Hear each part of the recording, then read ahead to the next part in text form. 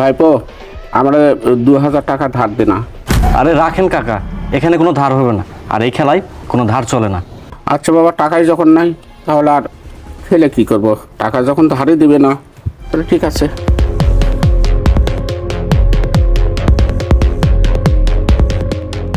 এমনি 4 জন ছিল, তারপরে কাকা চলে গেল, 3 জনে তো আর খেলা হয় না।